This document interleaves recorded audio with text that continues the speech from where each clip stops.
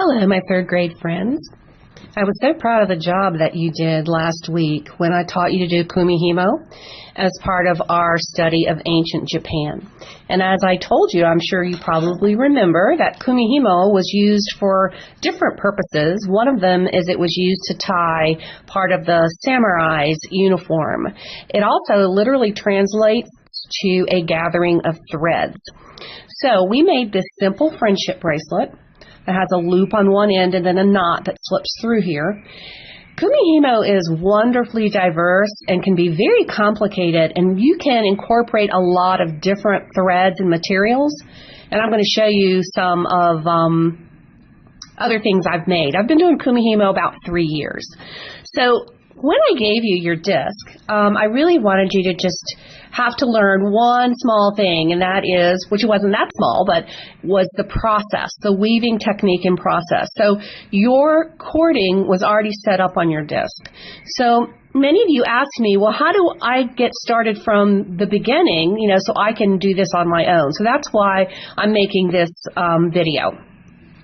So first of all, this is what we're going to make. This is a spiral pattern. You can make a lot of different patterns with kumihimo. You're going to need 4 pieces of cording. All right. So remember, I had you choose 2 colors. Right here, I just got orange and green. And you're going to cut each one of these cords 36 inches. So you're going to have 4 pieces of cord. Each one is 36 inches, which is how many yards? 1 yard. Very good. How many feet is that? 3 feet. Okay, get some measurement facts in here. So just go ahead and line up your 4 pieces of thread. You need 2 of each color. And I'm going to find the other end, which is down here, and just kind of hold it together. This does not have to be exact. So I'm going to slide it down until I find the center. Okay, so here's the center. So I found to make this size loop, it's about the size of the circumference, which is the area around something, of a Sharpie. That works to be about the best size so that your loop will slide through. Your knot will slide through easily, but won't pop out too easily. If you find that it does, then on your next kumihimo, you may want to find something smaller to make your loop with. So now I'm going to take a different piece of cord, or you can take the same cord. Now this I'm going to tie around here, and it'd be a lot easier if you got somebody to do this part. You kind of like need 3 hands here. So let's see if I can do this. Just one of me. Okay. All right. Not too bad. All right. So I've tied this around here, and I'm going to tie it again. Now, when you're finished with your bracelet, you can cut this off because you're not going to need it anymore. Or I'll show you how you can put a couple of beads on the end and use it as a little embellishment. All righty. So now that I've done this, I'm through with my Sharpie. So I'm going to pull it out. And it really helps the tension of your braid and the consistency of it if you have a little bit of a weight that's going to kind of pull your braid down as you're weaving. So I gave you guys all this hexagonal knot, 6 sides. And the reason I gave you this is about the weight of what you need. You don't want anything that's way, way heavy, but you need something that has enough weight that it is going to pull that braid a little bit. So you're just going to tie this on, and this we are going to cut off later. Okay? So this is what it looks like. Here's my loop, and then this is my weight. Here are the ends of that 3rd color, which you could use a contrasting color if you're going to leave it, or the same color, or it doesn't matter. So the thing I'm going to do now is I'm going to put all of this is what you didn't see that I did for you. So now I'm just going to take my threads and I'm going to come up from the bottom and pull them through. Now be sure that these little tie-ins, the one that you see that's actually kind of a burgundy, you don't want to weave them in. All right, now this step is important. Do you remember some of us, we couldn't find our loop. It kind of disappeared. And that's because we pulled too hard when we were starting our braid. So here's what I need you to do. Over here on the back, I need you to just hold this loop down with your finger, okay? So that it won't pull through. And then turn it over.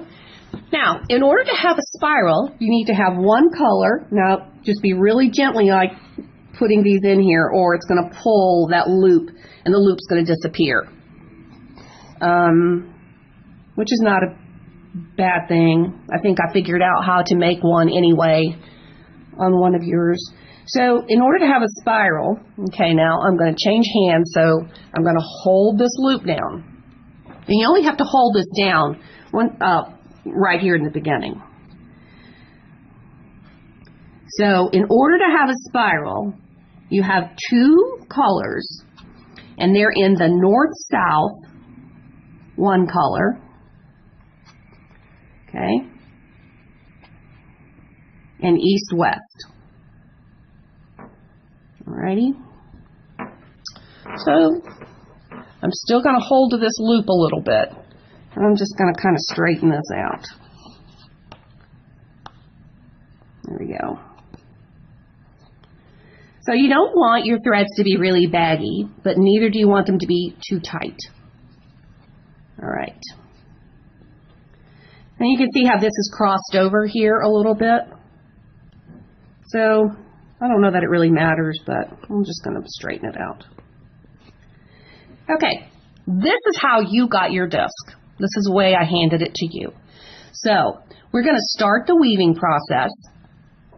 We're going to be really gentle so we don't pull these loop threads up. All right, so I'm going to hold on to it. Like I said, just kind of hold it onto the back like with my finger. And I'm going to start my braiding. Now remember, we're going to reach under the disc rather than pull it from the top. Just reach from the disc and pop it up. So we go left up, okay, right down. Now I have arrows on here that show you turn it counterclockwise, but you know what? It doesn't matter which way you turn it, really, as long as you're just consistent. So I'm going to turn. I'm still holding on to my loop a little bit. Okay, left up, right down, turn, left up, right down, turn. See, I'm going to hold onto this loop a little bit with my hand. I think maybe just a couple more times. Left up, right down. Oops, let's get that out of the way. Turn. Okay, so I think I'm probably pretty good to go here. All right, remember how I taught you? Every now and then, lift up your disc and straighten out your cords. Okay, so left up, right down, turn. So I tend to use my left hand and my right hand. So I use my left hand when I say left up, and then I say right down with my right hand. Okay, left up, right down, turn. Left up, right down, turn. Now be sure you don't hold your disc this way. I mean, otherwise your weight is not going to do the job you want it to do. So you want to hold it parallel with the floor so that it looks like a jellyfish. Ready? So left up, right down, turn. Try to use consistent tension, left up. Now remember I taught you that many times you won't complete a project in one sitting. So if you're going to put your disc down and come back to it in 5 minutes or 5 days, it doesn't matter. You need to know where to begin.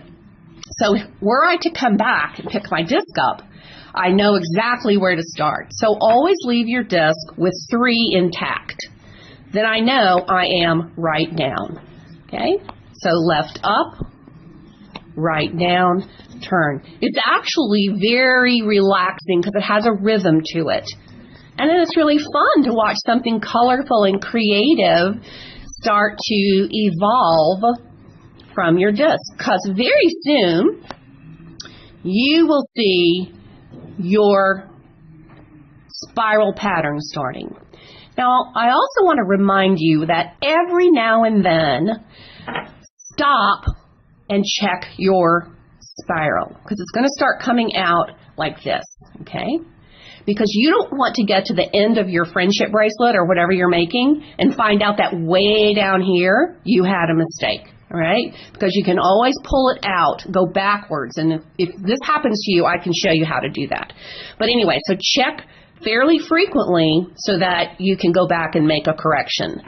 Let's see, what else did I want to tell you about this? Oh, the other thing is this particular cord has some stretch. So as this is coming out of your disc, okay, you're going to want to start holding it up to your wrist and just kind of, even though it's in the disc, kind of seeing if it looks like it's about right. But as it's coming down out of the disc, every now and then reach up and pull it just a little, because you're going to see that it's going to stretch a little, because you don't want your bracelet to be too big. Let's see here. So what else was I going to tell you about this? So you're just going to keep going,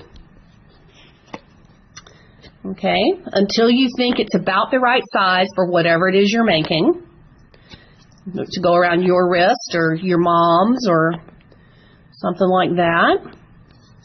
I wanted to remind you that when I saw Cam Newton on TV in casual clothes, he had on his left wrist about 5 bracelets, some kind of braided sort of leather kind of thing. So see, guys, this is not just for girls. And Selm even used a kind of a drab green and a dark beige so that his would have the resemblance of camouflage. So that was kind of cool. So it's not just for girls. All right, so right here, I'm going to stop now because you're going to keep going. And then I'll just show you how I finished it off because it was really simple. So when you get to the point where you realize it's long enough, oh, look, you can already see my spiral coming out. It's so cute. Then you just are going to pop it up like this. Oh my gosh, I keep getting out of the range of the camera. Sorry, I've never done anything like this before. Okay, so you're going to pop it out of the range of the camera and you're just going to tie what's called an overhand knot. All right?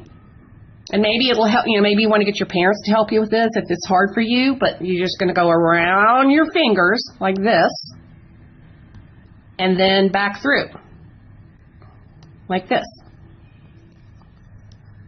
There you go. Get it as close to where you stopped weaving as you can so that it doesn't come undone, okay? So you're going to pull it, and then you're going to try it on, okay? This is for a very tiny wrist, okay? All right, so I'm going to pull that off so you can see, oh, and there's my loop, yay, it didn't disappear, okay? So what you'll do is you'll take your knot and thread it back through there, which will be a lot easier to do because yours will be longer. And once you know that you like the knot, that it's about the right size, then you can kind of make it tighter by pulling these threads apart like this. Just pull them apart and make your knot tighter.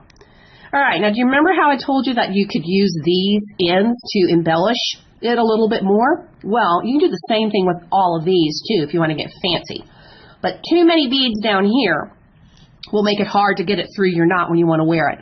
So you can get tons of beads at Michael's or Joann's or whatever. Here's a couple of little silver beads.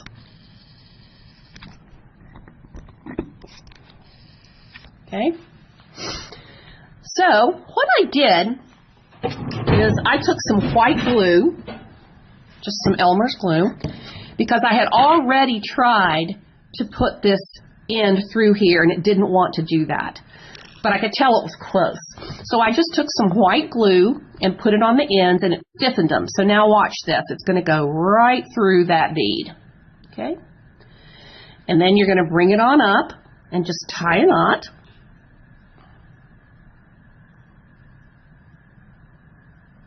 okay, however long you want this to be. And then you're going to cut it off. Don't cut too close to the knot or it'll come out. Then I'm going to do the same thing over here.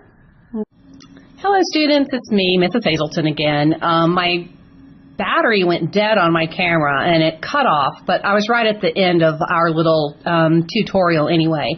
I was showing you how to put these beads on if you wanted to leave this tie.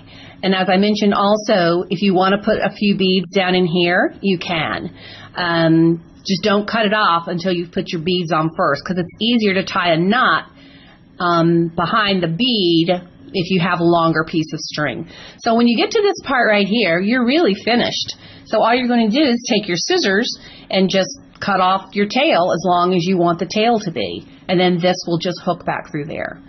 So if you fall in love with kumihimo like I did, I want to show you some options and where you can go from here.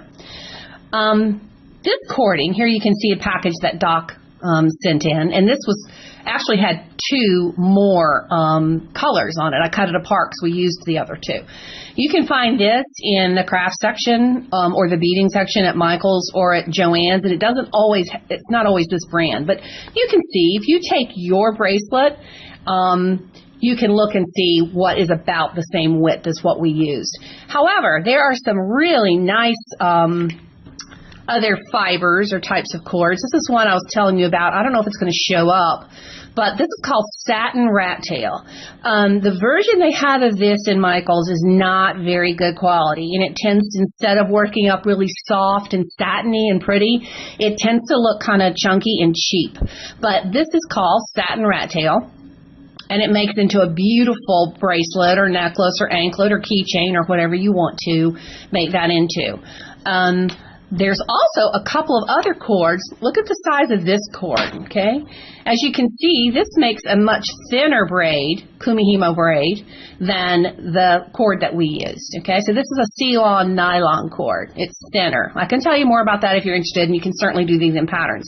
Then there's also a thicker Ceylon cord, there again, that you can see. Makes a beautiful braid. I don't know if you can see how pretty the texture is in that. Makes a beautiful braid. It's probably about as thick as yours, but it gives a little bit finer appearance. I'm going to get in closer and see if you can see how beautiful this satin rat tail is. It's really pretty. Now you may have noticed that these have beads on them. So after you've done a lot of kumihimo with just yarns or threads or cords, you're going to perhaps want to branch out and do something a little bit more difficult that's a little bit more creative. Here are a couple of bracelets that are super cool that I also made. These are made on memory wire because it obviously retains its spiral shape. This is the same kumihimo you did. There just happens to be a wire coil in the middle of it. This was not very hard to do, but it did take a little bit of time. I think this bracelet might be a little bit too big for you, but you could make one for your mom or make one for your dad. I put beads on the end of my cords. Here's another one that's really pretty. So I'm sure if you have a middle school sibling, they would love to have something like this. The cool thing about these two things is these actually are a kit that I got online. And the kit is $14.50. And you get every single thing that you need. You get the cording, you get the wire, you get color, picture instructions, you get your little bead to secure it. You get everything for $14.50. And then once you know how to do it, you can buy these materials another place and make as many as you want for a whole lot cheaper. So that's another thing you could do. The next thing I think where you guys would probably go would be into beading. And this is we call this dropping a bead. And you'll actually start out when you have this in your disc, you have beads loaded onto these. And so every time you go up and do left, up, right, down, you're dropping a little bead down. It's a little tricky. You don't want to do that until you're really comfortable with kumihimo. But if you are going to pursue kumihimo, I would suggest that you start with a bead like this. This is a size 6.0, and it's easier to work with because it's a little bit larger. And this is really fun. You can see this has got a real kind of a fall pattern, kind of a fall feel to it. And here's one that's really bright and happy. And you can see that these are finished off with a little clasp that's just glued on. Super easy to do. So this would be the next place I think I would go if I were you, as young as you are, is working with a bead that's easy to work with. It's not so small. A smaller size bead is like this. These are 8/0s. I guess this is too much information for you. This has a flexible, kind of adjustable, this goes over your head. This is more difficult when you get into the patterns that have a cluster to them and have different shapes of beads. But you'll get there someday. Here's another kumihimo pattern. And as when you get into more sophisticated things like this, you can see that your closure is not going to be just a loop and a knot. On one of these, I was going to show you, you can also use a cone closure.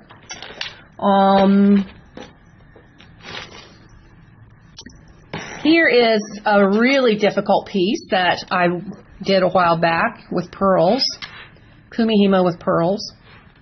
So anyway, those are just some things that will kind of show you. Here's a couple of bracelets. These were kind of hard to do. I can't say that I really had fun making these. They were kind of frustrating, but they're very pretty.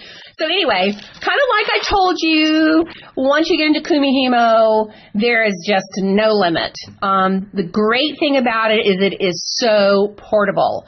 You can put your disc and all your materials in a little Ziploc bag, and you can do it at the pool. You can do it in the car. You can do it in all kinds of odd moments. And if I can help you in any way, for instance, if you do decide to purchase or you want to know where to purchase a little kit, just have your mom email me or you can ask me and I will let you know. And I am here to help you. I hope you enjoy it.